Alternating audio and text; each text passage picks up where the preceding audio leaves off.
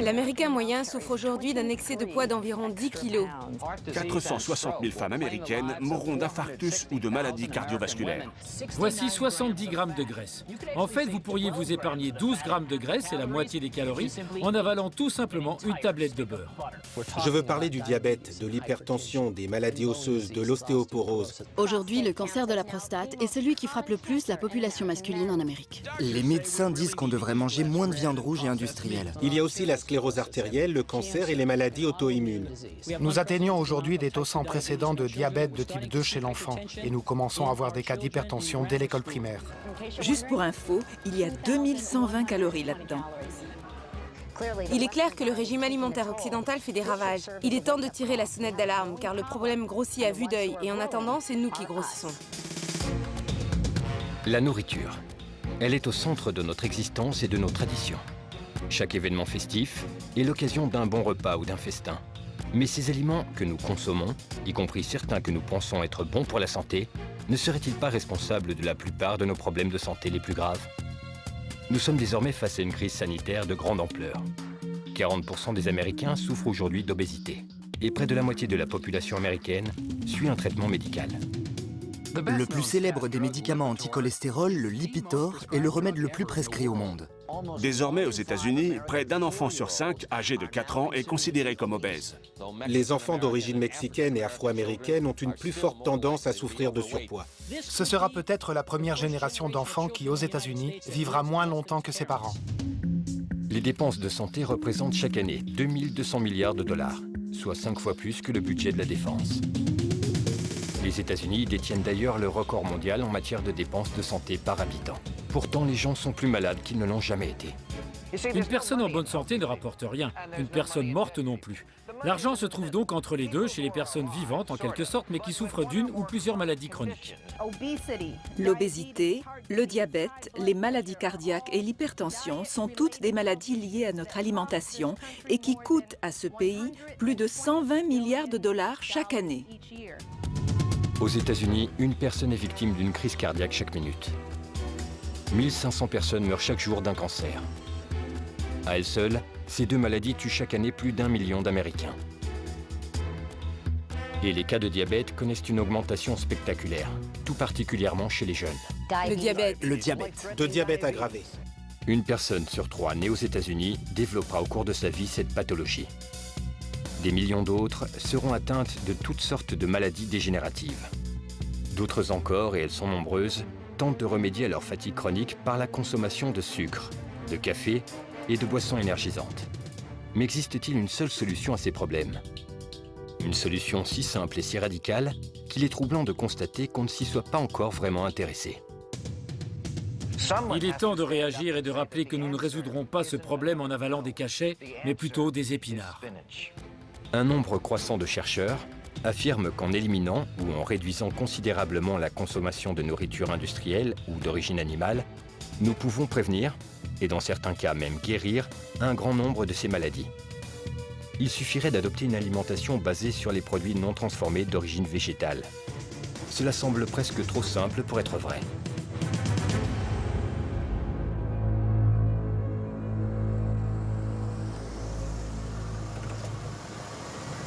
Je ne suis pas a priori le candidat idéal pour l'investigation sur les liens entre régime alimentaire et problèmes de santé. Sur la route, j'ai bu 2 Red Bull. Et j'ai aussi avalé un Coca-Cola de 40 centilitres et un autre de 20 centilitres. Je dois avouer que mon hygiène de vie n'a pas toujours été exemplaire. J'ai souvent abusé du fast-food. Mais dans le cadre de cette enquête, sur les liens qui existent entre notre alimentation et notre état de santé, j'ai décidé d'aller rendre visite à 2 médecins de Los Angeles, le docteur Lederman et le docteur Alona Pouldet. Bonjour. Bonjour, ravi de vous connaître. Lee Fulkerson, enchanté. Voici le docteur Pouldet. Bonjour. Bonjour docteur, enchanté. Ils sont tous les deux docteurs en médecine. Le docteur Lederman est spécialisé en médecine interne et le docteur Pouldet en médecine générale. Il propose un traitement basé sur une alimentation complète composée d'aliments d'origine végétale. Allons-y, commençons et ensuite on discutera un peu. D'accord. 14-8. Je ne m'attendais pas à ce que j'allais découvrir. Comme la plupart des Américains, je me croyais en bonne santé. Montrez-moi vos mains. À ma connaissance, je ne souffrais d'aucune maladie. Tenez-les normalement. Mais ça faisait longtemps que je n'avais pas fait de vrai check-up. J'ai donc décidé d'aller en faire un. Lorsque le docteur Lederman m'a fait part des résultats, j'ai été assez secoué. Je dois avouer que je suis sous le choc. Je suis vraiment préoccupé par les résultats de l'analyse de sang. J'ai un taux de cholestérol de 240, 241, que je n'ai jamais eu auparavant. Et puis le chiffre 6 ici, c'est ce qui m'inquiète le plus. Ce chiffre correspond au test de dosage de la CRP, qui mesure l'inflammation du cœur et des artères. Ce chiffre indique un risque très élevé de maladie cardiaque. Je décide donc de suivre un programme nutritionnel de 12 semaines sous le contrôle du Dr Lederman. Ce programme consiste à traiter le risque de maladie cardiaque sur la base d'une alimentation composée de produits non transformés d'origine végétale.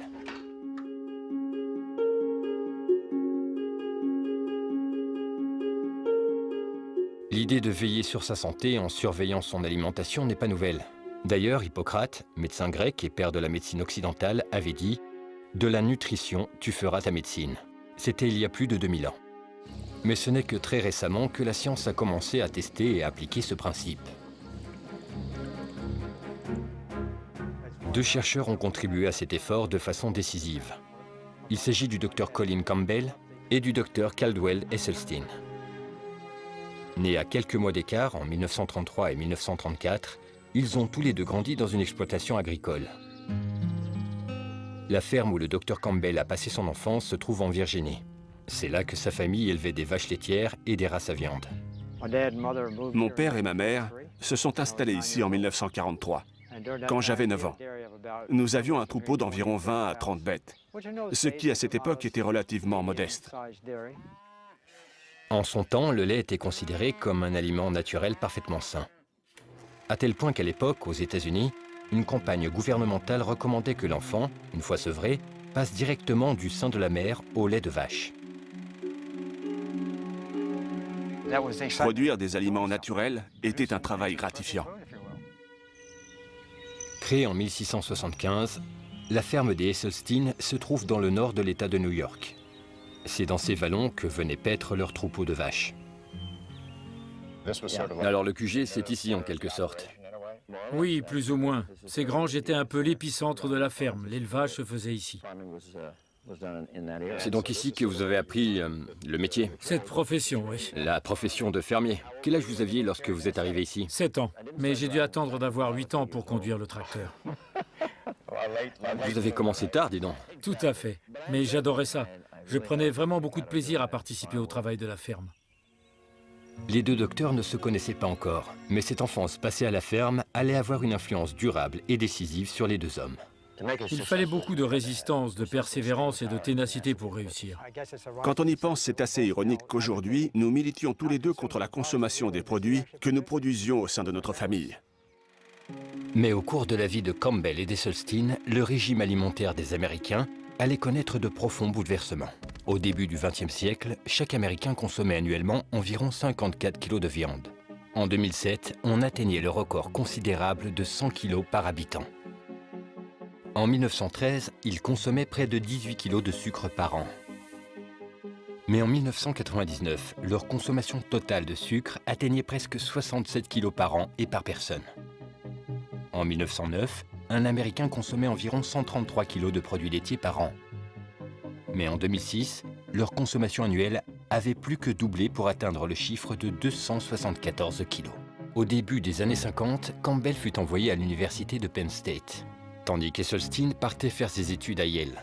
Esselstyn faisait alors partie de l'équipe d'aviron de l'université et remporta à ce titre une médaille d'or lors des Jeux olympiques de 1956. Ces mêmes années 50 sont marquées par une accélération du rythme de vie, même dans le domaine de l'alimentation. La fin de cette décennie marque l'âge d'or du drive-in et du hamburger. Les supermarchés font leur apparition dans les zones pavillonnaires de banlieue fraîchement construites à l'après-guerre. C'est alors qu'apparaissent ce que l'on appelle les plats préparés, comme les célèbres barquettes en alu du dîner devant la télé. Sans oublier les nombreux plats préparés en tout genre censés nous faciliter la vie et la rendre meilleure. Pour l'heure, Campbell termine ses études à l'université de Cornell, connue pour abriter l'un des plus prestigieux départements des sciences de la nutrition du pays. Il mène alors des recherches dans le domaine de la biochimie et de l'alimentation animale. Mais je me concentrais plutôt sur l'alimentation des animaux dans la perspective d'une production de viande, de lait ou d'œufs riches en protéines. Ainsi, mes recherches étaient axées sur les protéines, pour assurer que nous n'en manquerions pas. Les protéines étaient alors considérées comme l'élément nutritif vital. C'est l'un des premiers nutriments qui fut découvert. Sans protéines, l'animal mourrait.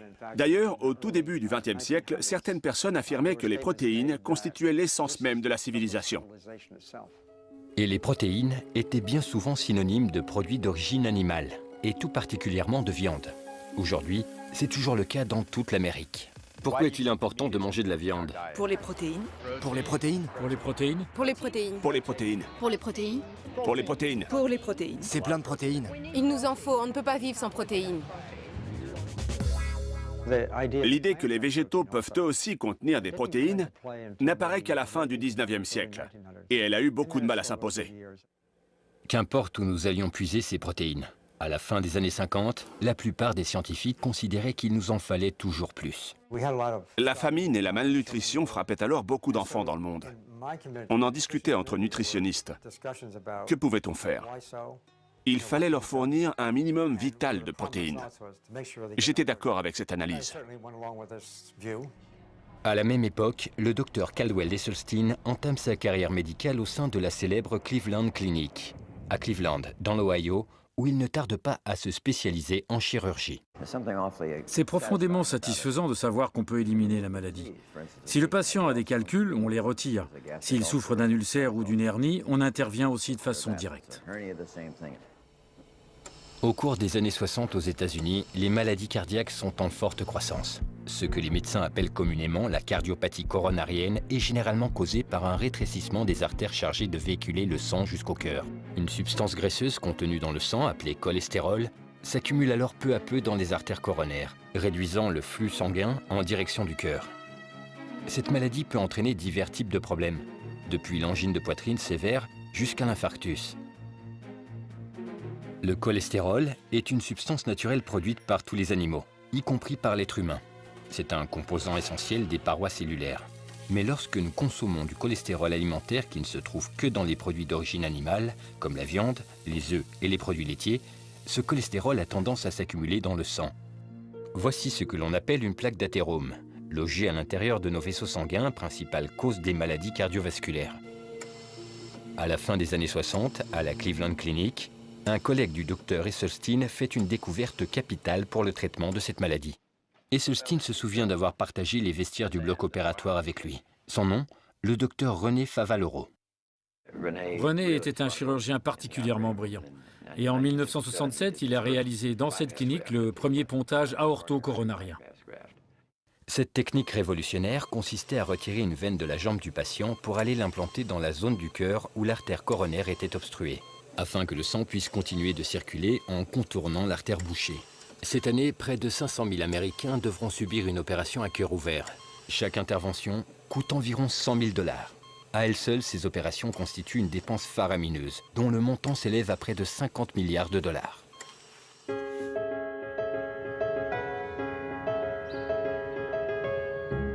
Joey Aucoin vit à Tampa, en Floride, où il dirige une entreprise d'aménagement paysager.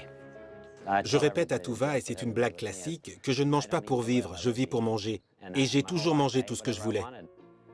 En 2004, les médecins découvrent que le taux de cholestérol de Joey atteint le chiffre critique de 320. Son taux de sucre dans le sang, 480, n'est pas moins préoccupant. Il découvre alors non seulement qu'il souffre de diabète de type 2, mais qu'il encourt aussi de graves risques d'infarctus et de congestion cérébrale. Ça, c'est ma batterie de médicaments quotidiens. Je dois prendre 2 comprimés pour le diabète, un pour le cholestérol et un pour l'hypertension. Je dois aussi me faire une piqûre de Byetta tous les matins avant le petit déjeuner et tous les soirs avant le dîner. Et je fais ça tous les jours depuis 4 ans maintenant. C'est un traitement très fatigant et je ne me sens plus tout à fait normal. Je ne dors plus que 4 heures par nuit, j'ai horreur de prendre tout ça.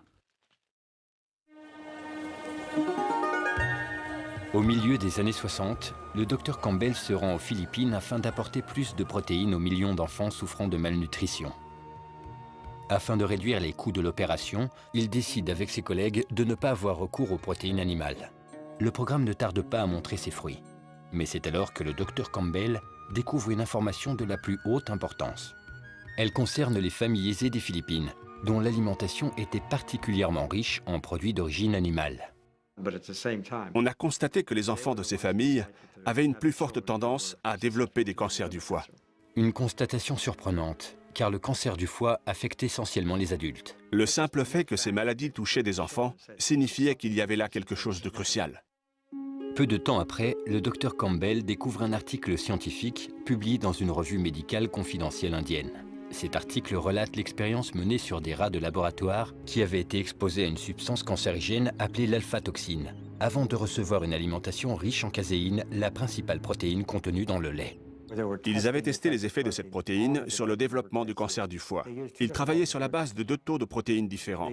Le premier était un taux de 20% du total des calories et l'autre groupe recevait un taux de seulement 5%.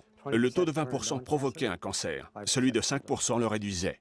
Cet article, ajouté aux découvertes qu'avait fait le docteur Campbell quant à la corrélation entre le cancer du foie chez l'enfant et la consommation de produits d'origine animale, eut un effet décisif sur son travail et sur sa vie. Nous savions désormais que les protéines animales avaient un effet décisif sur le développement du cancer.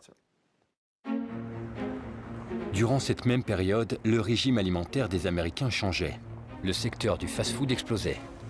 Et de plus en plus d'Américains débordés avaient recours à ce type d'alimentation pour nourrir leur famille. Alors que le raz-de-marée du fast-food s'abat sur le pays, le taux de décès liés au cancer continue d'augmenter. En 1971, le président Richard Nixon décide de lancer un programme intitulé « La guerre contre le cancer ». Nous sommes réunis aujourd'hui pour signer le Cancer Act de 1971. J'espère que dans les années à venir, cette campagne sera considérée comme l'une des plus importantes menées par cette administration. Sur la ligne de front de cette guerre d'un nouveau genre, on retrouve Caldwell Esselstyn. En 1978, il dirige l'unité du cancer du sein de la clinique de Cleveland. C'est alors qu'il commence à remettre en question sa propre pratique médicale. J'avais beau pratiquer un grand nombre d'interventions auprès de femmes atteintes d'un cancer du sein, je n'aidais cependant en rien celles qui en seraient bientôt les prochaines victimes. Le docteur Esselstyn se penche alors sur les statistiques mondiales du cancer du sein. Il découvre, entre autres, que le cancer est beaucoup moins répandu au Kenya qu'aux États-Unis. En 1978, une Kenyane avait donc 82 fois moins de chances d'être atteinte de la maladie qu'une Américaine. Mais le docteur Esselstyn allait être encore bien plus surpris par les chiffres concernant les autres formes de cancer qu'il découvre à cette occasion. En 1958, dans tout le Japon, combien de décès par cancer de la prostate ont-ils été recensés? 18 dans tout le pays. J'avoue que c'était pour moi le chiffre de santé publique le plus ahurissant sur lequel j'étais jamais tombé. La même année, la population américaine représentait à peine le double de celle du Japon, alors qu'on y comptait déjà plus de 14 000 décès dus à un cancer de la prostate. Le docteur Esselstyn découvre aussi qu'au début des années 70, le risque de maladies cardiovasculaires dans la Chine rurale était 12 fois moins élevé qu'aux États-Unis, et que ces maladies n'existaient quasiment pas dans les montagnes de Papouasie-Nouvelle-Guinée. Le lien qui existait entre toutes ces zones géographiques était très simple. On n'y mangeait pas à l'occidental, ni produits laitiers, ni viande. Mais Esselstyn est encore plus frappé par un fait historique qui avait longtemps été négligé. Durant la Seconde Guerre mondiale, la Norvège fut occupée par les Allemands, qui commencèrent par confisquer tout le bétail fermé du pays afin d'alimenter leurs propres troupes. Les Norvégiens se virent donc contraints à se nourrir essentiellement de produits d'origine végétale. Maintenant, si l'on observe le nombre de décès par infarctus et congestion cérébrale survenus en Norvège juste avant cette période, qu'est-ce qu'on voit? 1927, 1930, 1935, ça continue de grimper. 1939, on est au maximum. Et là, bingo! Les Allemands arrivent, immédiatement après, ça baisse. 1940, 41, 42, 43, 44, 45... A-t-on jamais vu un taux de maladies cardiovasculaires chuter de façon aussi radicale sous l'effet des statines, des pontages coronariens ou des prothèses vasculaires? Non. Mais regardez ce qui se produit tout de suite après. Avec la fin des hostilités en 1945, c'est le retour de la viande, des produits laitiers et des maladies cardiovasculaires. Il y avait là une formidable leçon à en tirer. Mais nous n'avons pas compris. De telles évidences ont conduit le docteur Esselstyn aux mêmes conclusions que celles auxquelles le docteur Campbell était arrivé suite à son travail aux Philippines. Il existe un lien évident entre la consommation de produits animaux et certaines de nos maladies les plus mortelles. D'autres chercheurs étaient parvenus à la même conclusion. C'est notamment le cas du docteur John McDougall. Au milieu des années 70, il exerce dans une plantation de sucre à Hawaï. J'ai pu observer que l'état de santé des gens dépendait du temps qu'ils avaient passé à Hawaï. Ceux qui avaient grandi au Japon, aux Philippines, en Corée, en Chine, avant d'arriver là, étaient sveltes. Ils n'avaient jamais d'infarctus, de cancer de la prostate, du côlon, du sein, d'arthrite rhumatoïde, de sclérose en plaques ou d'obésité. Ils avaient 80-90 ans et étaient en bonne santé. Leurs enfants étaient déjà plus gros et plus souvent malades, et leurs petits-enfants davantage encore. La clé, c'était le régime alimentaire. Dans le pays d'origine, la première génération avait appris à se nourrir de riz et de légumes, contrairement à leurs enfants qui s'étaient tournés vers la viande et les produits laitiers. Les conséquences étaient claires, prise de poids et maladie. C'est alors que j'ai compris l'origine de la plupart d'entre elles. À ce moment, Campbell et Esselstyn ignorent tout de cette information. Mais ils n'en arrivent pas moins à cette conclusion révolutionnaire. Bon nombre de nos problèmes de santé les plus invalidants pourraient être considérablement réduits, à défaut d'être totalement éradiqués, en adoptant tout simplement ce qu'ils appellent une alimentation à base de produits non transformés d'origine végétale. C'est-à-dire en consommant des aliments provenant surtout de végétaux très peu traités comme les fruits, les légumes, les céréales et les féculents. Cela implique aussi d'éviter les produits animaux tels que la viande, les produits laitiers et les œufs, ainsi que les produits traités industriellement comme la farine blanche, le sucre blanc et l'huile. Les recherches que les docteurs Campbell et Esselstyn ont menées dans ce domaine ont changé leur vie pour toujours.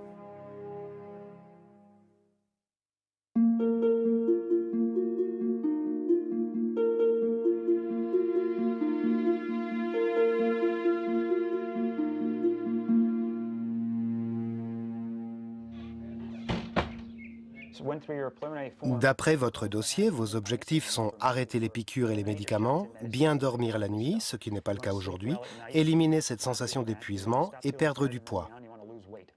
Exact, c'est tout à fait ça. Vous parlez aussi de manque d'énergie, de bourdonnement d'oreilles, de problèmes de sinus, de manque de souffle, de sifflement, de toux, d'indigestion, de reflux gastrique, de diarrhée, de ballonnement, de selles noires, de difficultés à bouger, à perdre du poids, de sensations de faim chronique, de somnolence après les repas, de fringales et de crises d'angoisse liées à la nourriture. C'est une longue agonie. Mon intention n'est pas d'insister sur les points négatifs. Dans l'ensemble, tout cela devrait s'améliorer. Mais je veux y ajouter mes objectifs. Quels sont vos objectifs? Je veux guérir vos problèmes de santé, tous ceux qui peuvent l'être. C'est le cas de la plupart. On a parlé des risques et des avantages. Comme je vous l'ai dit, j'arrêterai tous ces médicaments qui représentent le risque majeur. D'accord, je vais essayer. Je ferai le maximum, je vous le promets. Vous y arriverez, j'en suis sûr. 1975, à l'université Cornell, le docteur Campbell poursuit les recherches sur ses découvertes faites aux Philippines. Dès le début, notre recherche s'est principalement axée sur deux objectifs majeurs. D'une part, reproduire dans la mesure du possible le travail de ces chercheurs indiens, parce que cela faisait beaucoup réfléchir. Et deuxièmement, si cela s'avère être exact, essayer de comprendre comment ça marche. Tout comme les chercheurs indiens, Campbell nourrit donc 50% de ses rats de laboratoire d'aliments contenant 20% de caséine, la principale protéine contenue dans les produits laitiers. L'autre moitié ne reçoit que 5% de caséine. À l'issue des 12 semaines d'études, on relevait chez les rats auxquels on avait administré le plus fort taux de caséine une forte augmentation du nombre de tumeurs précoces de cancer du foie. En revanche, tous les rats qui n'avaient mangé que 5% de cette même protéine ne montraient pas le moindre signe de cancer. Le docteur Campbell décide alors de pousser sa découverte un peu plus loin. Cette fois, au lieu de soumettre les rats d'un groupe au même régime alimentaire tout au long de l'étude, il décide de les faire passer d'un groupe à l'autre, alternant les régimes à 5 et à 20% de caséine à 3 semaines d'intervalle. Les résultats sont stupéfiants. Dès lors qu'un rat recevait 20% de la protéine de lait, le développement des tumeurs précoces explosait. On constatait à l'inverse que si le même rat était ensuite soumis à un régime de 5% de protéines, le développement de la tumeur se résorbait. Cette information était tout à fait fascinante. Nous pouvions donc déclencher ou diminuer une tumeur cancéreuse tout simplement en jouant sur le taux d'ingestion de cette protéine animale. L'écart entre 5 et 20% est conforme à l'expérience américaine. Les études habituelles de cancérigènes chimiques portent sur des taux 3 à 4 fois plus importants que ceux que nous avons expérimentés. Mais la surprise ne s'arrête pas là. Le docteur Campbell découvre qu'un régime alimentaire contenant 20% de protéines végétales issues de soja et de blé n'entraîne aucune forme de cancer. Néanmoins, l'idée selon laquelle les protéines animales sont essentielles à la santé est fortement ancrée dans l'inconscient collectif. Connie Dickman défend cette opinion. Directrice du département de nutrition à la Washington University de Saint-Louis, cette ancienne présidente de l'Association américaine de diététique est aussi conseillère auprès du Conseil national de l'industrie laitière. Si on élimine totalement les produits animaux de notre régime, on risque de manquer de protéines. Les protéines animales fournissent tous les acides aminés nécessaires à la croissance des cellules, à la réparation des tissus et à une bonne santé générale. Les aliments non transformés d'origine végétale fournissent le taux de protéines et de calories suffisant. Prenons la pomme de terre ou le riz par exemple. Ils n'en contiennent que 8 à 9%. Eh bien, c'est plus ou moins la quantité dont nous avons besoin. Suite à ces recherches, Campbell parvient à une conclusion quant à la façon dont les gènes, les substances chimiques et l'alimentation interagissent dans le développement du cancer. Le cancer débute par des gènes. Ce peut être des gènes avec lesquels nous sommes nés ou bien des gènes qui ont été modifiés sous l'effet d'une substance chimique et qui se transforment alors en gènes susceptibles de produire des cellules cancéreuses. Le fait que nous développions ou non un cancer dépend essentiellement de la façon dont nous allons aider ces cellules cancéreuses à se développer au fil du temps. C'est là que l'alimentation entre en jeu. Le développement est beaucoup plus rapide si nous ingérons des protéines animales. Campbell, comme d'autres scientifiques spécialistes de la nutrition, ont découvert que seul un pourcentage très faible de cancer est uniquement causé par les gènes eux-mêmes. Aujourd'hui, il est unanimement reconnu qu'il n'y a pas plus d'1 ou 2% au maximum des cancers qui sont causés uniquement par des gènes dont nous pourrions être porteurs. C'est l'information la plus utile que je transmets, car passer son temps à se dire que nos maladies s'expliquent par nos gènes, c'est être une victime impuissante. Je me nourrissais de façon désastreuse. Je ne connaissais que la caféine et le sucre. Le docteur Pam Popper dirige le Wellness Forum de Columbus, dans l'Ohio. Elle est spécialiste des questions de santé et de nutrition. Toutes les femmes de ma famille sont en surpoids, sauf moi. Je mange et je vis autrement. J'ai infléchi mon destin génétique en adoptant d'autres habitudes. Au cours des années suivantes, le docteur Campbell poursuit ses recherches en laboratoire sur la base de divers animaux et de plusieurs nutriments végétaux. Les résultats sont probants. Les nutriments issus des produits animaux contribuent au développement du cancer, tandis que les nutriments végétaux agissent en sens inverse. Mais le docteur Campbell n'a pas encore réussi à identifier le mécanisme biologique spécifique qui est à la base des effets qu'il a pu observer. Il ne s'agissait pas d'un seul mécanisme, mais plutôt d'une symphonie de mécanismes. Le marketing nous fait croire que l'alimentation repose sur des aliments individuels. C'est ainsi qu'ils sont commercialisés. Alors qu'en fait, les aliments interagissent entre eux pour créer cette symphonie.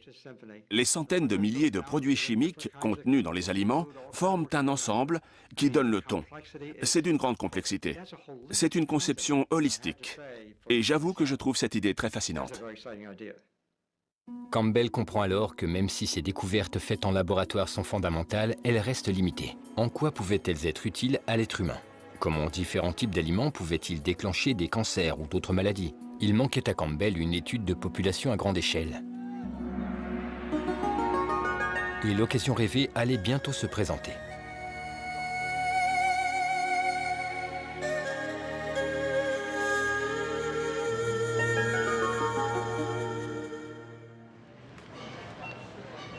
La mangue, c'est excellent. Ça donne un goût très agréable. Prenez-la bien mûre. Les docteurs Lederman et Alona Pouldé font partie de ces médecins, au nombre encore limité mais en forte croissance, qui considèrent la consommation d'aliments non transformés d'origine végétale comme le premier des traitements médicaux. Ils accompagnent même leurs patients faire leurs courses pour leur apprendre à lire les étiquettes. Peu importe ce qui est écrit sur l'emballage. Il faut lire les ingrédients. C'est la seule chose qui compte. Ils leur apprennent à cuisiner ces aliments. Médecins typiques, les docteurs Pouldé et Lederman proposent des traitements basés sur l'alimentation. La meilleure des médecines, selon eux. Les patients se sentent mieux et leur état de santé s'en trouve amélioré. En 1973, le Congrès des États-Unis adopte des mesures d'aide aux agriculteurs qui encouragent notamment une augmentation de la production céréalière. Le surplus de maïs donne naissance à un produit dérivé à faible coût, le sirop de maïs à haute teneur en fructose. L'industrie alimentaire intègre alors cet édulcorant à de nombreux produits, des sodas hot dog, les rendant accessibles à bas prix. Mais les sucres raffinés et autres produits transformés sont bien plus caloriques que la plante dont ils sont issus. Ils ont démesurément enrichi notre alimentation. Le docteur Doug Lisle, psychologue évolutionniste, tient ces produits pour principaux responsables de l'épidémie d'obésité qui frappe l'Occident. Le comportement des gens ne s'est pas relâché, ils ne sont pas devenus plus paresseux. Mais aujourd'hui, on trompe leur mécanisme de satiété. Le processus est déclenché par divers récepteurs situés dans notre estomac qui nous permettent de jauger la quantité de nourriture que nous avalons. Il y a d'abord les récepteurs de distension gastrique qui permettent de mesurer le volume de nourriture présent dans l'estomac. Et ensuite, les récepteurs de densité énergétique qui aident à déterminer leur teneur en calories ou ce que nous appelons plus communément la richesse de la nourriture. Par exemple, 500 calories de nature végétale vont totalement remplir l'estomac. Nos récepteurs de distension et de densité vont alors signaler au cerveau que nous avons mangé suffisamment. Mais 500 calories provenant d'aliments industriels ou artificiellement enrichis ne rempliront pas autant l'estomac. Les récepteurs indiqueront alors au cerveau que nous pouvons manger davantage. Mais c'est encore pire avec 500 calories d'huile, soit uniquement de la matière grasse ou presque, qui ne déclenche pratiquement aucun message.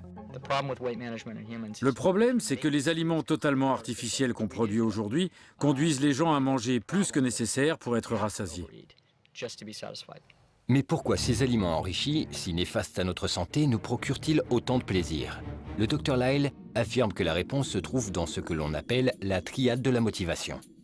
Il s'agit de 3 mécanismes biologiques dont la nature a pourvu tous les êtres vivants afin qu'ils puissent survivre et transmettre leurs gènes à la génération suivante. Le premier mécanisme de cette triade est la recherche du plaisir.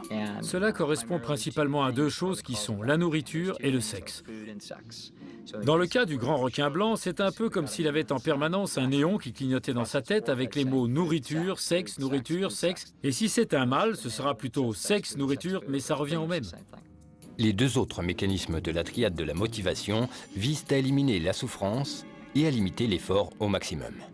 Chercher le plaisir, éviter la douleur, préserver l'énergie, c'est la synthèse du comportement animal, du plus petit jusqu'au grand requin blanc. Les aliments enrichis stimulent naturellement nos sens, car c'est pour la nature une façon de nous dire que nous pouvons épuiser un important apport nutritif avec un minimum d'effort. C'est le même mécanisme qui a aidé nos ancêtres à identifier et à dénicher les aliments les plus mûrs et les plus riches en calories, ce qui contribuait à leur survie. Mais dans le contexte actuel, nous avons accès de façon artificielle à une quantité de calories qui dépasse amplement tout ce que nos ancêtres auraient pu trouver dans la nature. Ces aliments nous procurent un plaisir démesuré, ce qui nous mène tout droit vers ce que le docteur Lisle appelle le piège du plaisir. Le piège du plaisir est une interaction entre nos instincts naturels, qui nous indiquent ce que nous avons de mieux à faire, et une sorte de stimulation moderne, totalement artificielle, qui vient détourner ce processus et le kidnappe. L'exemple le plus classique, ce sont les drogues et la dépendance qu'elles entraînent, car la drogue agit en venant phagocyter les circuits du plaisir. Lorsque certaines substances entrent en contact avec ces circuits, elles provoquent des sensations d'euphorie et d'excitation. Ce sont les mêmes effets qui se produisent lorsque nous consommons des aliments industriels. On a supprimé les fibres, l'eau, les minéraux, on s'est démené pour produire des aliments hyper concentrés en sucre et en matière grasse, ou surdosés en sel. Et ces aliments ont entraîné une forme de dépendance. Ce sont de véritables drogues qui ont aussi des effets très nocifs, parmi lesquels un apport de calories tout à fait inutile. Le docteur Terry Mason est haut commissaire à la santé de la ville de Chicago, l'un des rares fonctionnaires américains à défendre ouvertement un régime alimentaire axé sur des produits d'origine végétale. Si ça marche, saute, nage ou rampe, si ça a des yeux, un papa et une maman, n'en mangez pas. Le docteur Mason considère que les populations défavorisées ont plus de difficultés que les autres à faire de bons choix en matière d'alimentation. Tout d'abord, ils ont une alimentation riche en calories et pauvre en éléments nutritifs. C'est là le vrai problème. Malheureusement, quand on est pauvre en toutes choses. Dans le domaine de la santé, des choix alimentaires, dans presque tous les secteurs de l'existence. Ces populations défavorisées sont donc particulièrement vulnérables à la dépendance créée par les aliments industriels bas de gamme. Les gens veulent que ça aille vite, que ce soit rapide. Ils aiment tout ce qui est salé, ils adorent le goût des aliments frits. C'est exactement ce qui se passe dans notre communauté.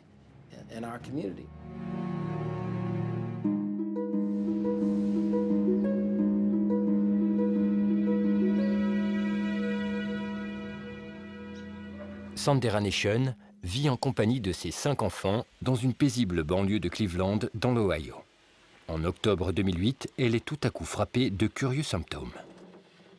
Je voulais parler, mais je n'y arrivais pas. Je tremblais, je transpirais, et ensuite j'avais très froid et j'avais mal au cœur. J'étais très fatiguée, j'avais mal à l'estomac. Alors je suis allée chez le médecin et il a diagnostiqué des problèmes d'hypertension et de diabète. Tout comme Joey O'Coin, Sandera s'est vue prescrire une série de médicaments très coûteux. J'ai d'abord refusé la réalité. J'entendais ce qu'il me disait, mais je le refusais. Je continuais de manger des choses que je n'aurais pas dû. Je n'avais pas reçu l'éducation qui m'aurait permis de comprendre, et ma survie dépendait donc de ces cachets. Jusqu'à ce que Sandera rencontre le docteur Esselstyn, qui lui recommande alors de se soigner au moyen d'aliments non transformés d'origine végétale. Venez, entrez, mettons-nous au travail. J'étais un peu nerveuse, mais il m'a facilité les choses. J'étais vraiment très intéressée par ce qu'il disait, par tout ce qu'il allait m'apprendre et par le chemin que j'allais engager avec lui.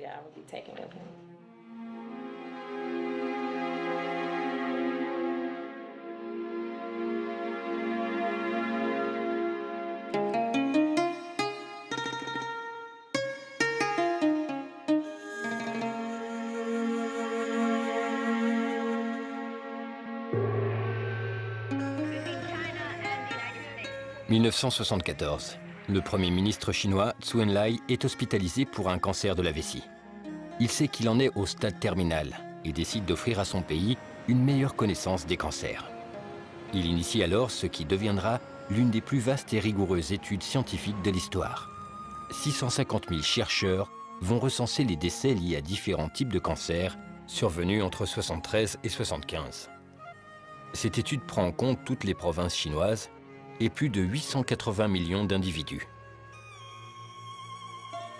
Zhou Enlai meurt en 1976, quelques années avant l'achèvement de l'étude. Il va te falloir combien de chemises? 3 sans doute? Oui.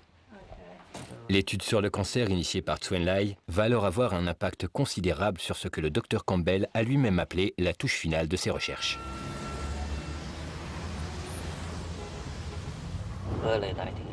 Et vous y avez passé 2 ou 3 mois? Le Dr John Chi-Chen est actuellement directeur de recherche au Centre chinois pour le contrôle et la prévention des maladies. Sa première rencontre avec le Dr Campbell date de 1980 à Cornell. Il est alors membre de l'Institut chinois de l'alimentation et des sciences de la nutrition. La guerre froide commence à montrer des signes d'apaisement et le Dr Chen est parmi les premiers scientifiques chinois reconnus à se rendre aux États-Unis. Entre-temps, le Dr Campbell est devenu l'un des plus éminents biochimistes nutritionnels au monde. La découverte de ce livre a marqué le début d'une collaboration fondamentale.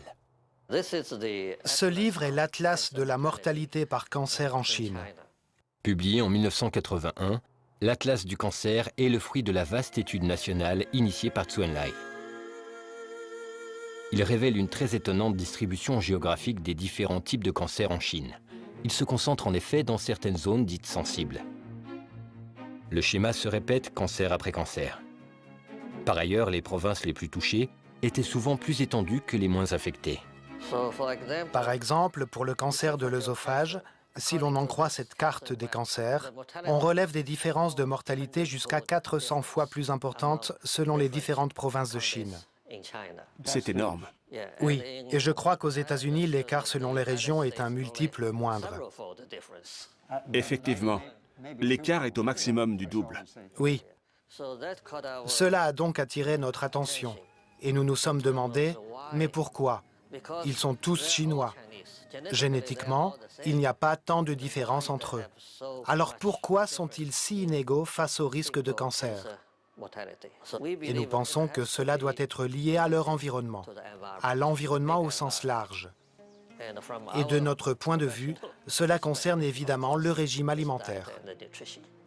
On a réfléchi et on s'est dit, pourquoi nous n'irions pas là-bas réaliser une étude? Pour le Dr Campbell, c'était là l'occasion qu'il avait toujours attendue. Il allait notamment pouvoir vérifier si les observations concernant le cancer du foie chez les enfants philippins, ainsi que les conclusions qu'il avait tirées de ses recherches en laboratoire, s'appliquaient aussi à une vaste population humaine. Le projet se proposait d'étudier 367 variables alimentaires et sanitaires, devenant ainsi l'une des études nutritionnelles les plus ambitieuses jamais menées. Le Dr Campbell et ses collègues sélectionnent alors soigneusement 65 provinces réparties dans toute la Chine et essentiellement situées en zone rurale ou semi-rurale. Nous avons choisi des provinces rurales car le lieu de résidence y est plus stable. De plus, on y conserve le même mode de vie durant au moins 20 ou 30 ans. Plus de 350 employés sont alors formés pour aller étudier méticuleusement le régime alimentaire et le mode de vie de 6500 personnes réparties dans les provinces sélectionnées. Ils effectueront aussi des analyses d'urine et des prises de sang. En 83, le Dr Campbell, le Dr Chen et leurs collaborateurs commencent à analyser l'énorme quantité d'informations qu'ils ont rassemblées. Ce travail va demander des années.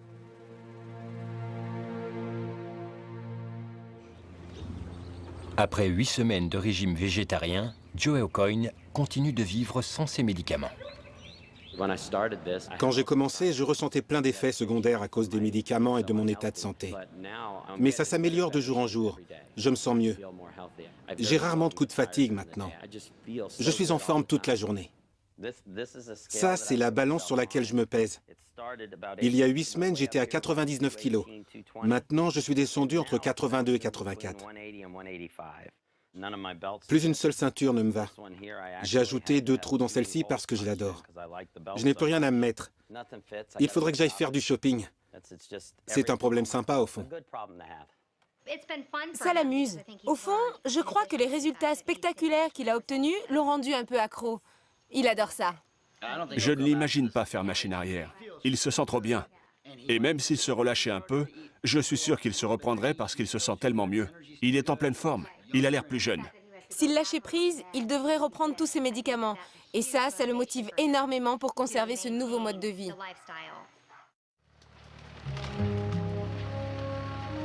Au milieu des années 80, le docteur Caldwell Esselstyn tente de mettre en place une étude sur les maladies coronariennes. Son projet consistait à soumettre un groupe de patients à un régime alimentaire d'origine végétale pauvre en graisse, accompagné d'une très légère administration de médicaments anti-cholestérol. Au bout de 18 mois, j'ai peu à peu obtenu les 24 patients que je demandais. Mais les patients qu'on m'avait adressés étaient plus gravement malades que je ne le pensais. Ils avaient déjà subi 1 ou 2 pontages coronariens et 1 ou 2 angioplasties sans amélioration. Et 5 d'entre eux s'étaient entendus dire par leur cardiologue qu'ils ne passeraient pas l'année. L'une de ses patientes les plus gravement atteintes, Evelyn Oswick, professeure spécialiste de la parole et de la communication, était âgée de 59 ans. Je me jetais sur les friandises au chocolat. Je dévorais tous les beignets qui me tombaient sous la main. J'adorais ça. Je mettais de la sauce partout. Et j'ai fini par faire 2 infarctus avant de rencontrer le docteur Esselstyn. Après mon 2e infarctus, le médecin m'a annoncé que je devais me préparer à mourir. C'est texto ce qu'il m'a dit. Je l'ai regardé et je lui ai dit « Vous voulez dire qu'à partir de maintenant, je dois aller acheter un fauteuil, m'y asseoir et attendre la mort ?» Il m'a regardé et il m'a répondu « Oui, c'est exactement ce que je veux dire. » Anthony Yen est né et a grandi en Chine. Nous mangions de la nourriture typiquement chinoise. Nous consommions seulement de tout petits morceaux de viande, émincés, qui servaient surtout à parfumer les plats. Nous ne mangions pas, comme aux États-Unis, d'épais morceaux de viande, énormes, qui en Chine permettraient facilement de nourrir toute une famille. En Chine, nous mangions aussi beaucoup de légumes et des soupes. Mais quand je suis arrivé aux États-Unis, j'ai découvert les fast-foods. Je mangeais des hamburgers, des cheeseburgers, des pizzas, et j'ai remarqué que je prenais du poids. À l'âge de 56 ans, M. Yen ressent soudain de fortes douleurs au niveau de la poitrine. J'ai alors dû subir une opération à cœur ouvert. On m'a posé 5 pontages coronariens.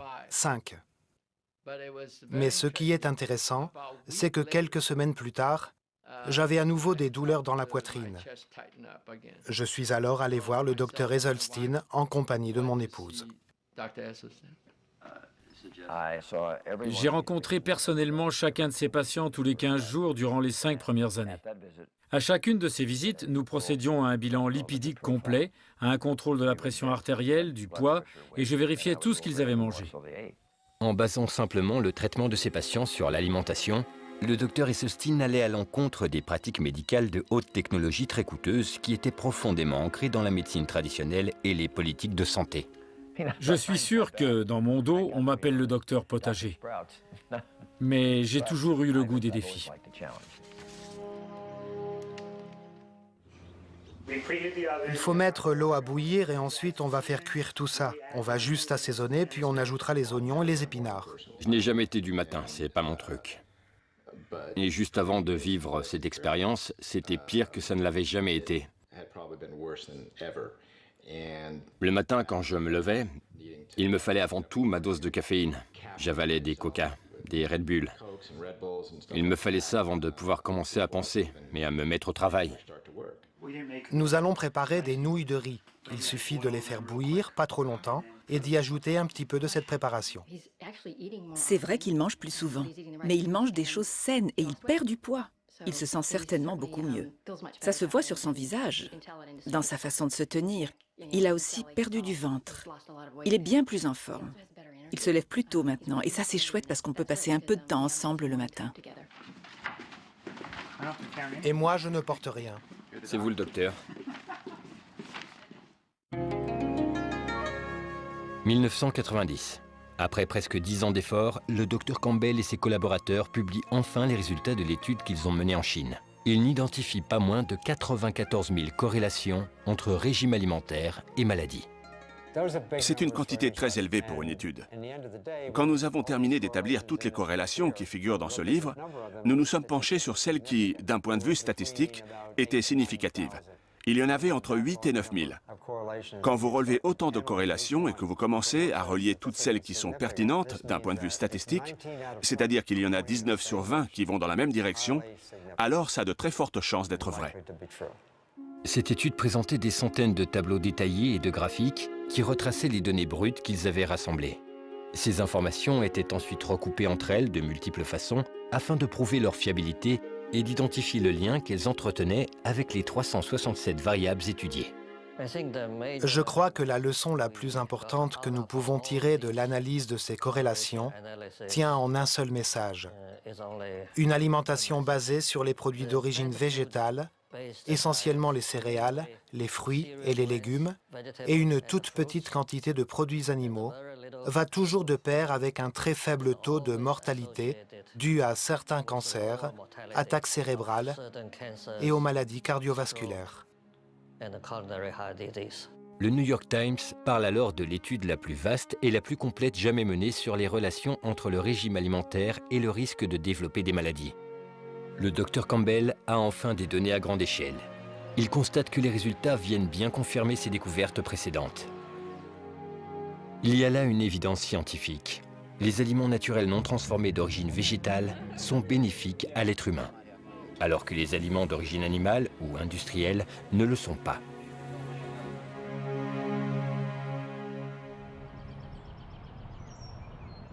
Mais pour Sandera Nation, au début, les choses n'ont pas été aussi faciles. C'était un peu dur parce que, aussi loin que je me souvienne, ça devait faire 38 ans que je mangeais des cochonneries, des trucs gras. Et c'était très compliqué de changer les choses du jour au lendemain. Alors j'ai commencé à tenir un journal durant les 3 premières semaines environ, pour y noter mes émotions, ce que je ressentais, pour que d'autres personnes sachent que c'est normal d'éprouver ces sensations-là. Tout au long de ce processus, Sandera bénéficie d'un solide soutien de la part du docteur Esselstyn et de son épouse Anne. Il me contactait et il me disait « Nous ne vous avons pas oublié ». Et je savais que c'était vrai. Je sentais qu'il disait la vérité. Aujourd'hui, je suis allée au centre commercial. J'avais envie d'un Subway et je me suis dit « Je vais aller me chercher un bon sandwich à la viande ». Une fois là-bas, j'ai reçu un coup de fil. C'était Madame Esselstyn. C'est comme s'ils avaient senti qu'à cet instant, j'avais un moment de faiblesse. Elle m'a dit « Promettez-moi de ne rien aller vous acheter à manger au centre commercial ». Ça m'a donné des frissons de recevoir ce coup de fil à ce moment-là. Alors j'ai quitté le magasin et je suis sortie sans mon sandwich. Alors que le docteur Campbell publiait les résultats de l'étude réalisée en Chine, le docteur Esselstyn obtenait des informations capitales suite aux recherches qu'il avait initiées en 1985. Il avait commencé avec 24 patients, mais 6 avaient abandonné dès la première année. Il ne lui en restait donc plus que 18. Au bout de 5 ans, nous disposions d'un certain nombre d'angiogrammes de contrôle. On constatait que chez 11 de ces patients, la maladie avait cessé de progresser, mais chez 4 des patients, on voyait très clairement qu'elle avait régressé. Ces résultats étaient époustouflants. Le régime alimentaire avait donc un effet que des médicaments ou même la chirurgie n'avaient jamais atteint auparavant. De véritables reculs des maladies cardiaques. Le mécanisme biologique responsable de ce renversement de situation réside dans la paroi des veines et des artères, dans ce que l'on appelle les cellules endothéliales. Ce sont les gilets de sauvetage de nos vaisseaux sanguins. Quand vous êtes jeune, que vous êtes un adolescent en bonne santé et que vous les étalez en une fine couche, elles recouvriraient peut-être 6 ou 8 terrains de tennis. En 1988, des scientifiques découvrent que ce sont les cellules endothéliales qui fabriquent le gaz que l'on appelle l'oxyde nitrique. À quoi sert l'oxyde nitrique? Il permet au sang de circuler de façon fluide. Il est en quelque sorte moins lourd, moins collant. L'oxyde nitrique aide aussi à dilater les vaisseaux sanguins lors d'une activité physique et évite la formation de dépôts. Mais le plus important, c'est que l'oxyde nitrique a le pouvoir de résorber l'inflammation qui semble aller de pair avec la formation de la plaque.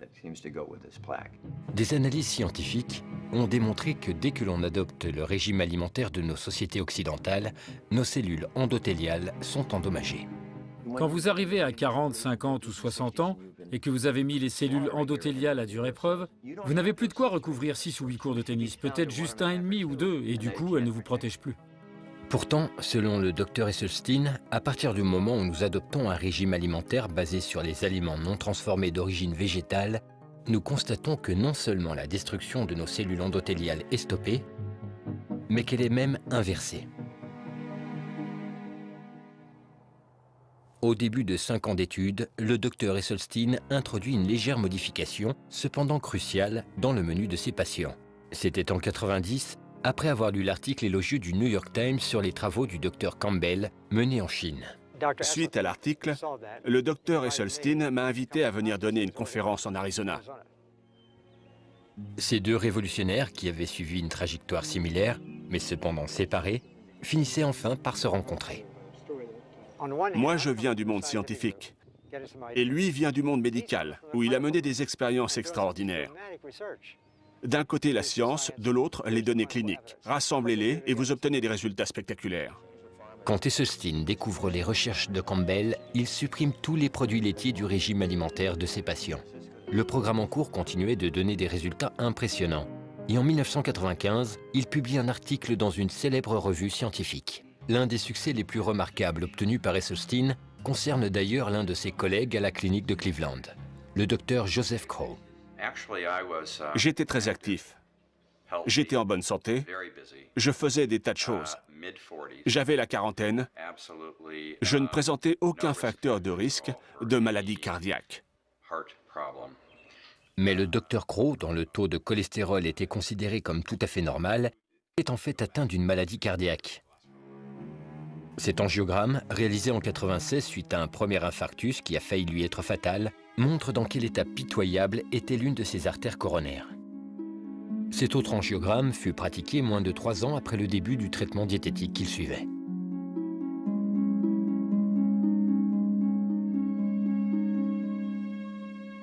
Le docteur Crow a eu beaucoup de chance.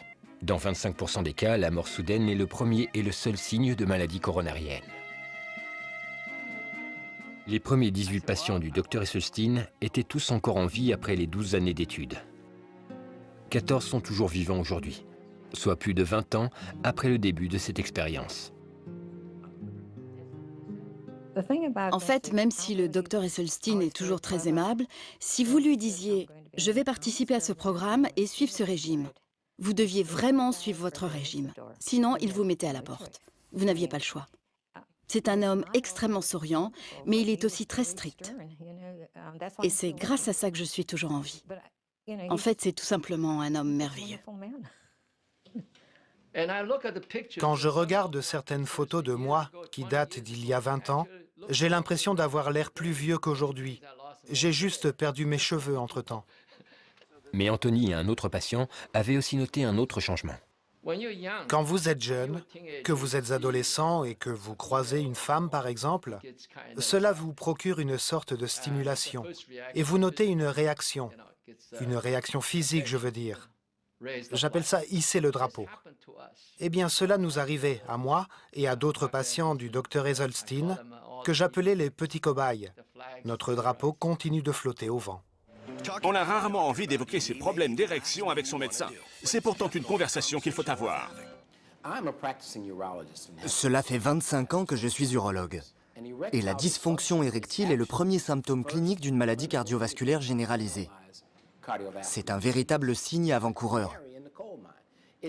Cela vous indique que vous souffrez d'un important dysfonctionnement endothélial et vasculaire, bien avant que vous ne soyez victime d'un infarctus, par exemple. Nous devons cesser de concevoir le corps comme un ensemble de compartiments séparés. Le corps n'est pas compartimenté. Le sang circule dans tout le corps. Et s'il y a une affection vasculaire quelque part, elle est partout. En dépit des résultats visiblement positifs du traitement diététique, certaines voix s'élèvent pour dénoncer le côté extrême de ce régime alimentaire. Bien, mais aujourd'hui, avec le régime alimentaire occidental, quelles sont les certitudes? Cette année, dans ce pays, près de 500 000 individus devront subir une opération à cœur ouvert. Il faudra leur ouvrir le torse et leur prélever des veines dans les jambes pour les greffer sur le cœur. On peut aussi considérer cela comme une expérience extrême. Entre-temps, le Dr Eselstein a traité avec succès plus de 250 patients souffrant de maladies cardiovasculaires, presque uniquement au moyen d'aliments non transformés d'origine végétale. Je suis convaincu que les maladies cardiaques sont une sorte de tigre de papier édenté qui n'aurait jamais dû exister. Et si aujourd'hui elles existent, elles ne devraient jamais progresser.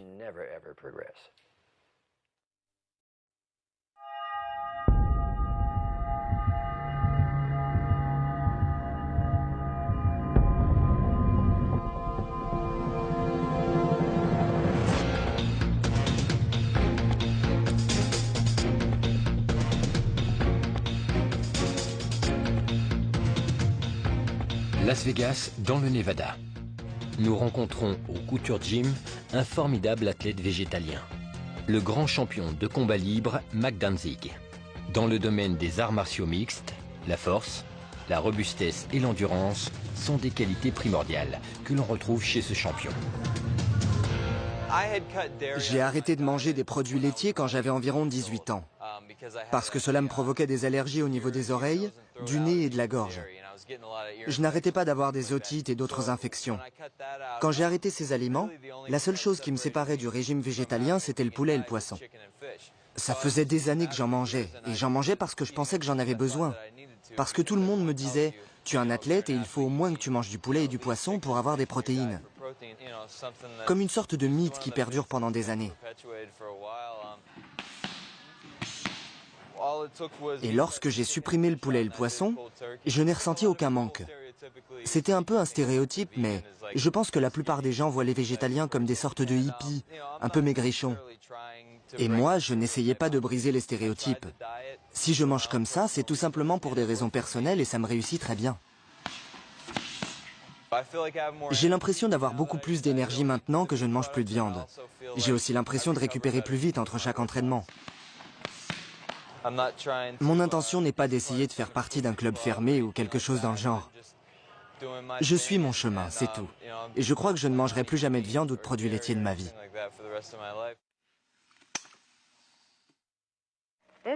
Voilà ce que l'on appelle le planning alimentaire de type A. On y trouve des aliments qui appartiennent aux 4 groupes d'aliments principaux, car nous nous intéressons aux besoins journaliers et ces aliments entrent dans cette catégorie. Nous devons servir à nos enfants 700 centilitres de lait frais par jour pour leur apporter le calcium, la vitamine B2 et les autres éléments nutritifs dont ils ont besoin. Durant des décennies, l'industrie laitière et le gouvernement nous ont répété que le lait était bon pour les os. Bien que les aliments non transformés d'origine végétale contiennent tous du calcium, un élément essentiel à la santé des os, on ne cesse de nous convaincre que la forte teneur en calcium des produits laitiers nous est indispensable. Enfants et femmes enceintes sont tout particulièrement visés par cette incitation à boire toujours plus de lait. Quel est selon vous le principal élément nutritif que l'on trouve dans les produits laitiers comme le lait? Le calcium. Le calcium. Le calcium. Le calcium? Le calcium. Le calcium. Le calcium.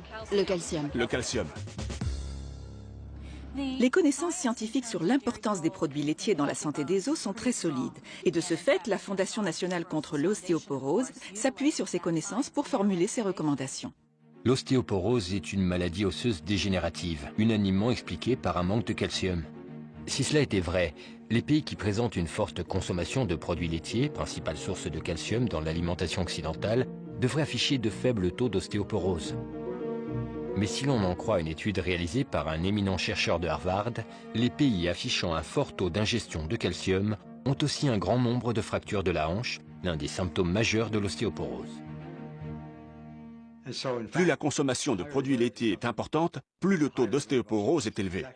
C'est exactement le contraire de ce que l'industrie laitière nous répète depuis si longtemps. Le principal mécanisme, c'est que les protéines animales tendent à entraîner un trouble de l'équilibre acido-basique que l'on appelle l'acidose métabolique. Pour combattre ce déséquilibre, le corps va donc chercher le remède antiacide le plus immédiatement disponible, à savoir le calcium qui se trouve dans les os. Et lorsque le calcium est récupéré pour neutraliser les excès d'acidité, nos os s'affaiblissent. Tout en continuant à défendre les bienfaits du lait, de nombreux organismes de santé nationaux recommandent depuis peu de consommer des produits laitiers allégés. Cela peut être du lait, des yaourts, du fromage, tout ce qui est fabriqué à partir du lait. Mais le plus important, comme le recommandent aussi les associations de diététique, les associations contre l'ostéoporose et les maladies cardiovasculaires, c'est qu'il doit s'agir de produits allégés ou sans matière grasse. Lorsqu'on retire les matières grasses, les protéines occupent une plus forte proportion de l'ensemble. Ces produits sont donc plus riches en protéines et faibles en matières grasses. Et lorsque l'on compare le rapport entre ces produits laitiers allégés à fort taux de protéines et le cancer de la prostate, le lien est aussi fort qu'entre la cigarette et le cancer du poumon. Les animaux que vous voyez ici sont ce qu'on appelle des génisses. Ce sont de jeunes femelles, pas encore adultes. Elles n'ont pas encore eu de petits? Elles n'ont pas vélé. Elles ne produisent pas de lait tant qu'elles n'ont pas eu de petits. Dès qu'elles entrent dans la période de lactation, on fait en sorte qu'elles soient presque toujours enceintes, durant 3 ou 4 ans. Pourquoi est-ce qu'elles mangent de l'herbe là? En fait, c'est la dernière fois de leur vie qu'elles verront de l'herbe. Bientôt, elles retourneront dans l'étable et y resteront jusqu'à la fin de leur vie. Quand j'étais jeune, nous défendions notre produit, nous tentions de le promouvoir, parce que c'était l'aliment parfait par excellence. Et j'en étais moi-même convaincu. Mais au fil du temps, ce point de vue a évolué. C'est un aliment parfait pour les veaux. Mais vouloir faire passer le lait d'une espèce à une autre, ça n'a pas beaucoup de sens. 2 mois après avoir commencé son traitement, Sandera constate que les effets sur son diabète de type 2 et son hypertension sont spectaculaires. Depuis que je suis un régime végétarien, ma tension artérielle est excellente. Mon taux de sucre dans le sang est descendu à 80, ça m'a fait un choc. Puis à 70. Et quand il est arrivé à 60, je me suis dit, c'est pas trop faible ça? J'en ai parlé à la conseillère qui suivait mon diabète et elle m'a dit, non, c'est un taux de sucre normal, ça veut dire que votre pancréas travaille. Le processus s'inverse. L'ironie veut que Sandera travaille dans un service de consultation pour diabétiques. Mais le traitement qui s'avère efficace sur son diabète n'est pas venu de la médecine conventionnelle. Et les effets positifs se font sentir bien au-delà des seules maladies chroniques de Sandera. Maintenant, je me sens moins abattue. J'ai perdu cette peur que procure la maladie quand on sait qu'elle gagne du terrain, parce que maintenant, je reprends le contrôle. J'ai su faire marche arrière et me remettre sur la bonne voie. Alors mentalement, je me sens bien. Je mange correctement. Et Anne m'a dit une chose qui est tout à fait vraie. Elle m'a dit, vous allez vraiment commencer à sentir le goût de ce que vous mangez. Et quand je mangeais une pêche blanche, j'avais l'impression d'être au 7e ciel. J'ai appris à manger et c'est très agréable de voir qu'on est capable de manger moins sucré, qu'on perd du poids, que tout votre corps change. Je crois que nous sommes un peu trop dépendants des médecins et des médicaments. Nous devrions prendre nos responsabilités et contrôler les choses par nous-mêmes. En parlant de médecins et de médicaments, quelle fut la réaction du généraliste de Sandera face à son nouveau mode de vie? Récemment, quand j'ai évoqué avec elle la baisse spectaculaire de mon taux de glucose, je lui ai dit « Je peux arrêter les médicaments maintenant ?» Elle m'a répondu « Non, vous devez continuer de les prendre. » Et elle a ajouté, « Mais à quoi il joue ce médecin? Il veut que vous renonciez à tous vos médicaments ou quoi ?» Et moi j'ai pensé, oui, j'espère bien que c'est ça l'objectif.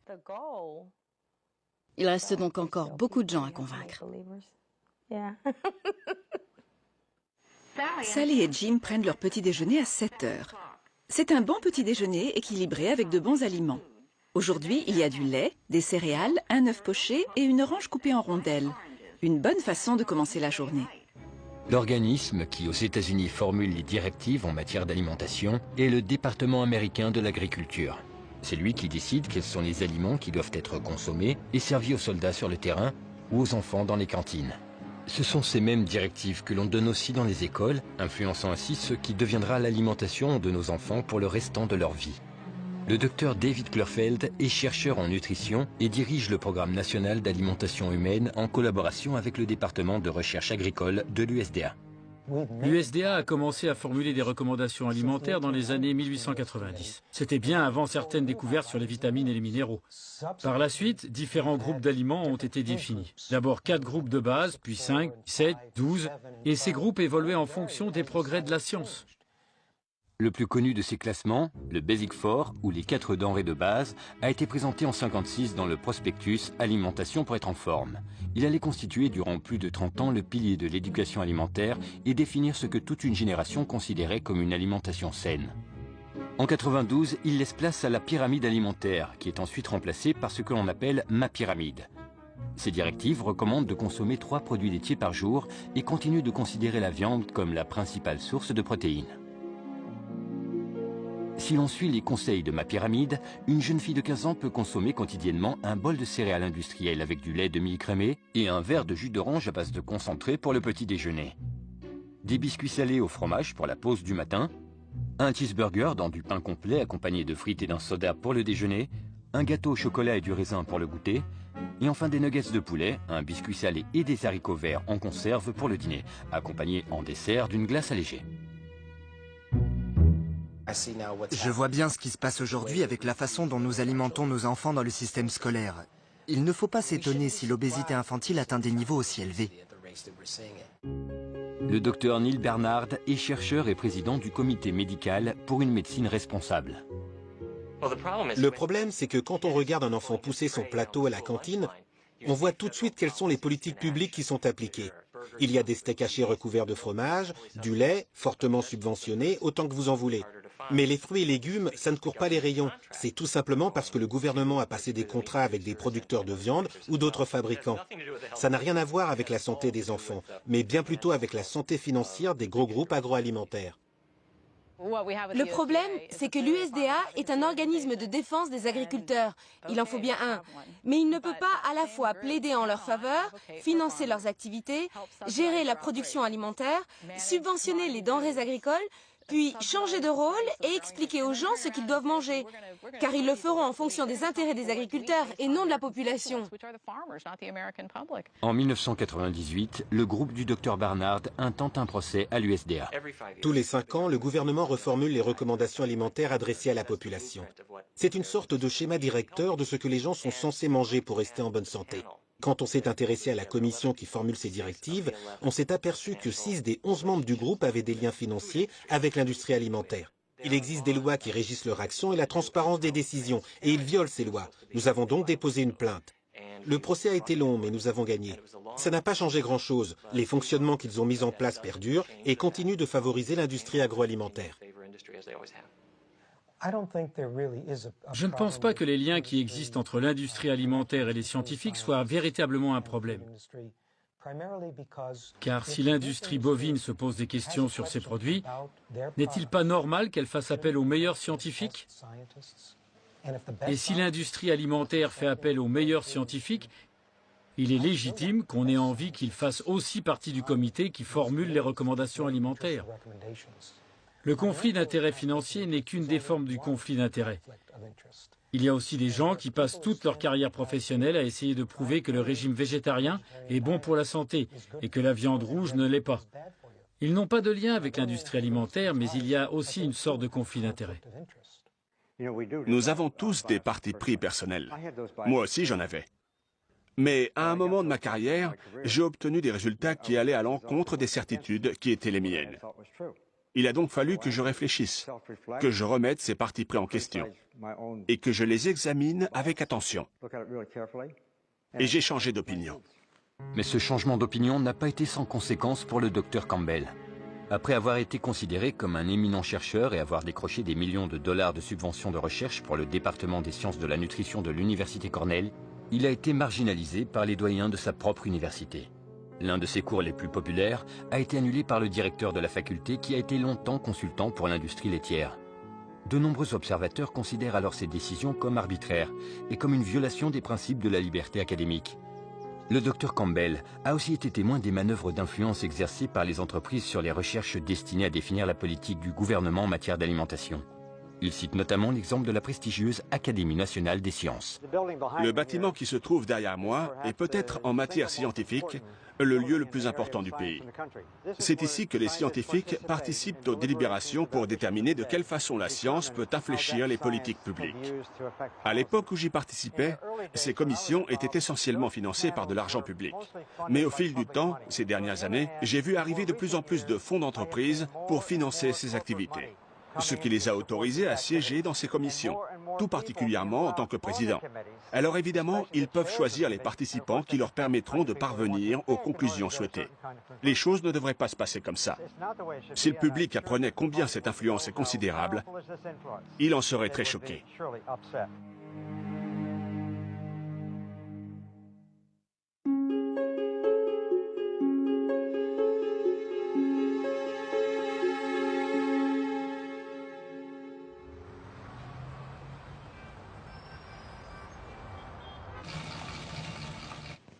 Ça faisait 14 ans que je courais.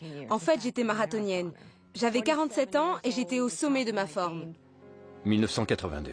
La carrière sportive de Ruth Heydrich est stoppée net lorsqu'elle découvre qu'elle souffre d'un cancer du sein. Après avoir subi une mammectomie, ses médecins lui prescrivent une chimiothérapie et une radiothérapie pour tenter d'endiguer le cancer qui a gagné les poumons et les os.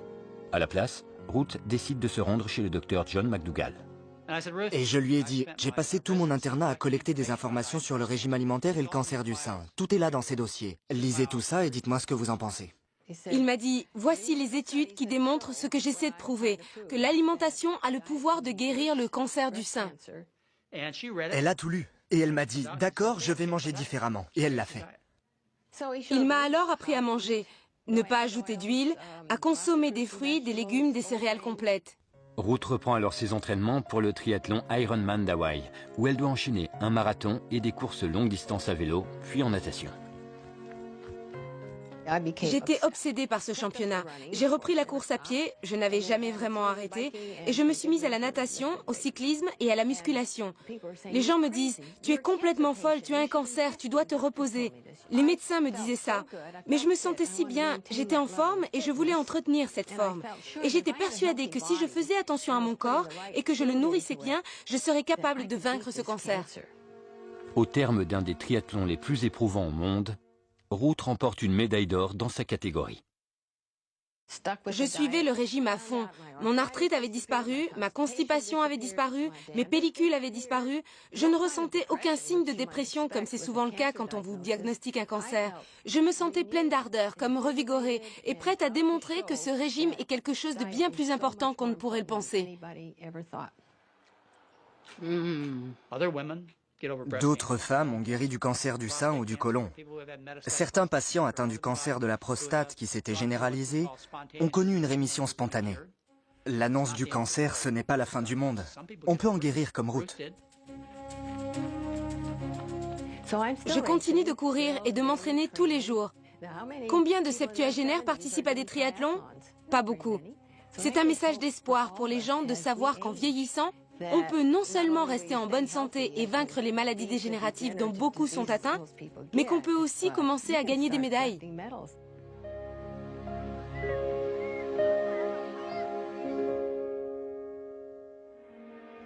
Nos choix alimentaires ont d'immenses conséquences sur la planète. Il faut, quantitativement, 10 fois plus d'énergie fossile pour la production d'une calorie animale qu'il n'en faut pour produire une calorie d'origine végétale. Depuis les années 70, on a détruit 20% de la forêt amazonienne, soit une étendue de la taille de la Californie. 80% de ces terres défrichées sont aujourd'hui occupées par le bétail. Dans le monde, les animaux d'élevage consomment à eux seuls assez de céréales pour nourrir 8,7 milliards de personnes, soit près de 2 milliards de plus que la population mondiale. Aujourd'hui, 1 milliard d'individus souffrent de malnutrition à travers le monde. En récupérant ne serait-ce qu'une partie des céréales qui servent à nourrir le bétail, on pourrait alimenter tous ceux qui souffrent de la faim. Pour Gene Bauer, ces réalités et son profond respect des animaux l'ont convaincu d'adopter un régime alimentaire végétarien. Monsieur Bauer est président et cofondateur de la Farm Sanctuary, située près de Watkins Glen, dans l'État de New York, un refuge pour les animaux abandonnés ou maltraités. J'ai grandi en mangeant de la viande animale, comme la plupart des gens de ce pays. Mais quand j'ai commencé à examiner mes choix alimentaires, je me suis rendu compte que je n'avais pas vraiment envie d'en manger. Plus j'en savais, plus je comprenais qu'il était sain de ne pas manger les animaux, et que c'était aussi un geste plus respectueux à l'égard de notre planète. Selon les Nations Unies, l'industrie de l'élevage est le plus gros contributeur au réchauffement de la planète, bien plus que toute l'industrie des transports. Donc, en consommant de la viande, du lait, des œufs comme nous le faisons, nous affaiblissons notre état de santé, nous abattons 10 milliards d'animaux innocents chaque année aux États-Unis et nous détruisons la planète. Les statistiques recueillies par les Nations Unies et l'Organisation mondiale de la santé démontrent les profonds effets de ce régime alimentaire sur la santé. Voici une estimation de la quantité de viande animale produite dans 9 pays. Un chiffre étroitement lié à la consommation de viande. Et voici les chiffres des décès par maladie cardiaque et par cancer dans les mêmes pays. Aux États-Unis, ces pathologies continuent d'être fortement présentes. Malgré les milliards de dollars dépensés en traitements médicaux, les maladies cardiaques constituent encore la principale cause de mortalité et tuent plus de 600 000 personnes chaque année. On fait l'autruche quand on parle de pontage cardiaque et de pose de prothèses vasculaires. Car il est indéniable que, pratiquées en situation d'urgence, ces interventions chirurgicales sont déterminantes et sauvent des vies. Mais quand on y a recours dans le cadre d'un traitement, ces procédés ne protègent pas d'une nouvelle attaque cardiaque. Pontage et pose de prothèses vasculaires sont le plus souvent utilisés pour traiter les artères fortement obstruées. Mais de nombreuses recherches s'accordent à reconnaître que seul un faible pourcentage d'infarctus est dû aux grosses formations de plaques. Les autres sont causés par les nombreuses petites obstructions plus récentes, beaucoup plus enflammées et donc plus susceptibles d'entraîner une rupture que d'anciennes plaques plus étendues et plus stables. C'est pourquoi ces interventions ne soignent pas la maladie, elles traitent les symptômes. Voilà plus de 25 ans que le Dr Esselstyn a recours au mode d'alimentation qu'il recommande à ses patients. L'un de ses fils, Rip Esselstyn, a mené durant 10 ans une brillante carrière d'athlète de triathlon professionnel en se nourrissant exclusivement d'aliments d'origine végétale. À l'âge de 34 ans, il a changé d'orientation et s'est entraîné pour devenir sapeur-pompier.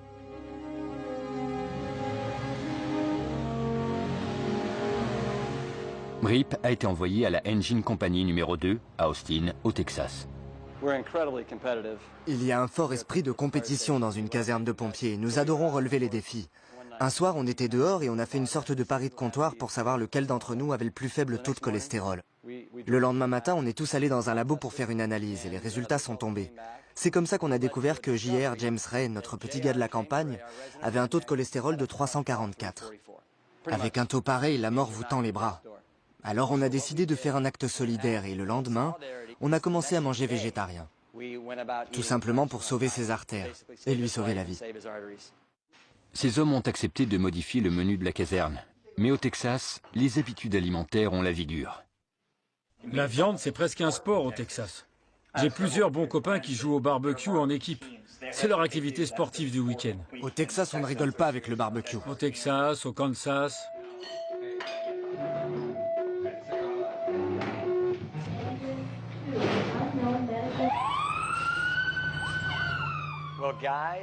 Pour les gars, pour être viril, faut manger de la viande. Et quand vous êtes sapeur-pompier, c'est encore plus important. L'année dernière, par exemple, il y a eu 133 pompiers décédés aux États-Unis. 52% d'entre eux sont morts de maladies cardiaques. La cause numéro 1 des décès chez les sapeurs-pompiers, c'est la maladie cardiaque. 3 semaines après avoir entamé son nouveau régime alimentaire, J.R. procède à de nouvelles analyses. Son taux de cholestérol est descendu à 148, soit une baisse de 43%. Ces résultats motivent ses collègues qui voient eux aussi leur cholestérol baisser et leur énergie décuplée. Non seulement ces sapeurs-pompiers prenaient soin d'eux, mais ils étaient aussi plus en forme pour secourir les autres. Il y a une chose très importante quand on est sapeur-pompier, c'est qu'on ne sait jamais quel sera le prochain appel. On peut être appelé pour un incendie dans un grand immeuble où il faudra grimper 20 étages, avec les bonbonnes d'air, les équipements pare-feu et les lances d'incendie sur le dos. Tout le monde sait descendre en glissant, mais tout le monde n'est pas capable de monter, surtout sans les jambes. Et c'est entre 35 et 45 kilos de matériel qu'il faut porter sur une vingtaine d'étages. Il faut avoir une forme physique exemplaire et beaucoup de force pour y arriver. Un vrai mec mange des légumes. Un vrai mec mange des légumes. Les gens pensent que les pompiers servent à combattre le feu, et c'est ce que nous faisons. Mais plus de 70% des appels que nous recevons correspondent à des urgences médicales. Ce sont des accidents cardiovasculaires, des cas d'hypertension, de diabète de type 2, d'obésité endémique.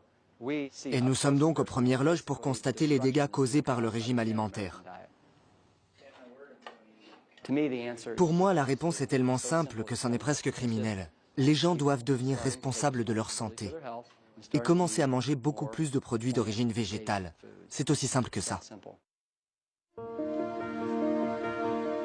Après 13 semaines de régime végétarien, le moment est venu d'aller chercher mes résultats chez le docteur Lederman. Quand vous avez commencé, vous pesiez près de 105 kilos. D'accord. Vous en pesez aujourd'hui un peu plus de 95. D'accord, c'est bien ça. Vous avez donc perdu 10 kilos. Au début, vous aviez une tension artérielle de 14,8. Elle est maintenant de 11,7. Waouh, ça a drôlement baissé. Oui, c'est très bien. Et ça va continuer à baisser si vous ne laissez pas tomber.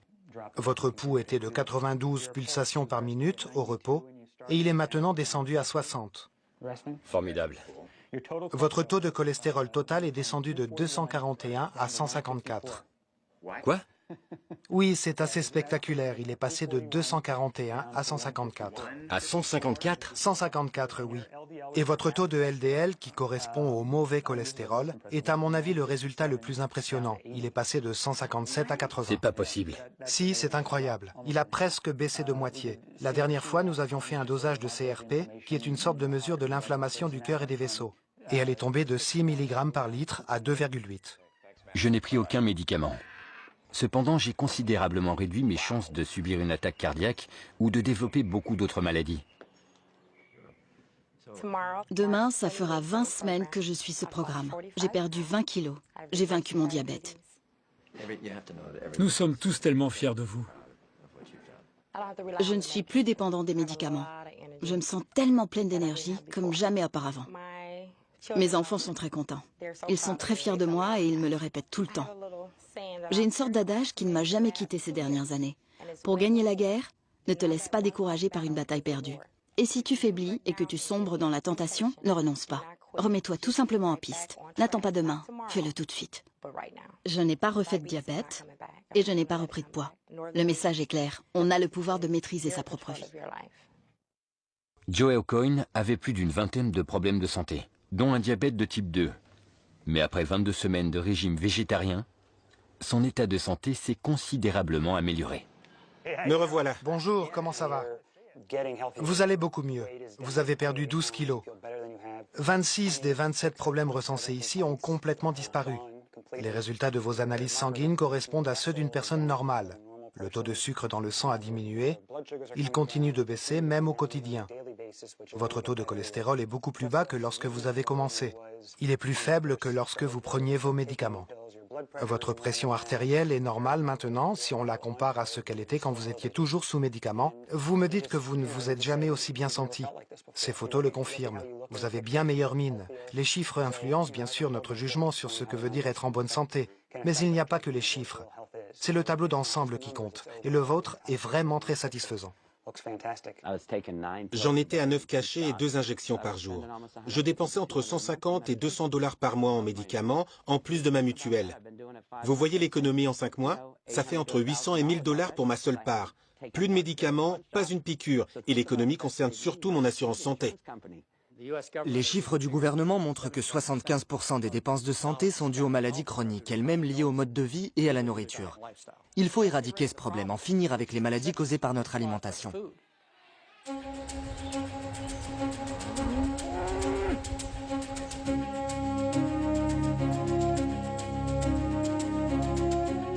Les docteurs Campbell et Esselstyn ont aujourd'hui plus de 70 ans. Ils sont encore actifs et en pleine forme. Ils continuent d'ailleurs de transmettre leur message.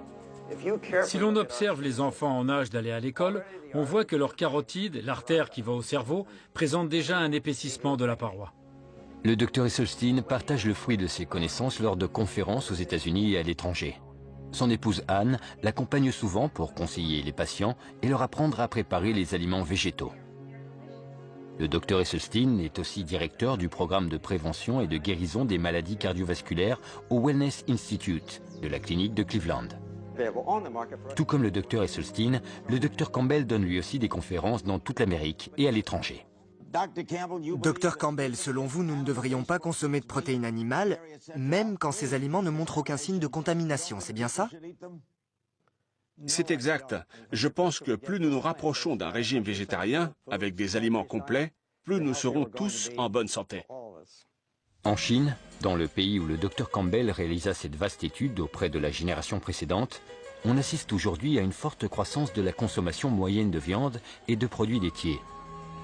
Dans le même temps, le taux de maladies dégénératives est monté en flèche. De nombreux Chinois partagent aujourd'hui les a priori des Américains en matière d'alimentation. Manger de la viande, ça apporte des protéines et c'est très bon pour la santé. Le matin, il faut boire un verre de lait. C'est important. Mais le message du docteur Campbell fait de plus en plus d'adeptes à travers le monde. Je vous remercie. Merci beaucoup. Grâce au travail de ces deux pionniers et de leurs collègues, des milliers de personnes réalisent aujourd'hui que nous avons le pouvoir d'agir en profondeur et de façon positive sur notre état de santé et notre qualité de vie.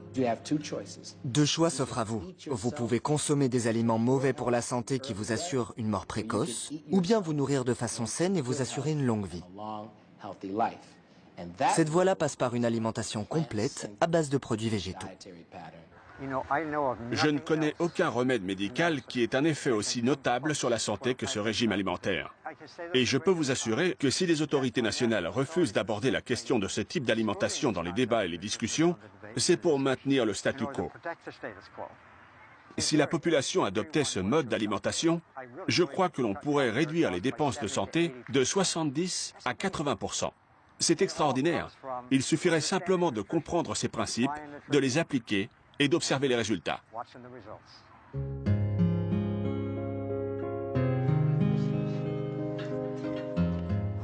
Le plus beau cadeau que vous puissiez offrir à vous-même et à votre famille, et je ne parle pas seulement de ceux de votre génération, mais de vos enfants et petits-enfants, c'est cette prise de conscience du fabuleux pouvoir qui est le nôtre de pouvoir éviter certains des épisodes les plus tragiques et les plus douloureux de l'existence.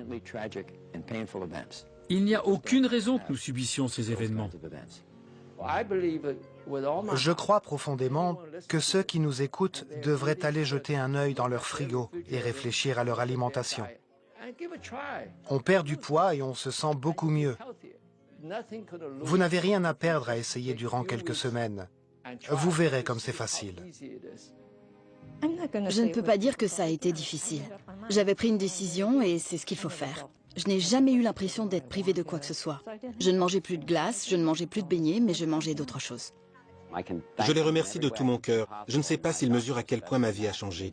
Et pas seulement la mienne, mais celle de ma famille, de mon entourage. J'en ai encore des frissons quand j'en parle. Parce que c'est tellement sérieux, c'est une expérience qui transforme l'existence. Vous avez le pouvoir, le contrôle. Et j'insiste là-dessus parce qu'il y a tellement de choses que je ne maîtrise pas dans ma vie. Alors c'est mon message. Vous avez le pouvoir de maîtriser l'état de votre corps. Mangez pour vivre et ne vivez pas pour manger.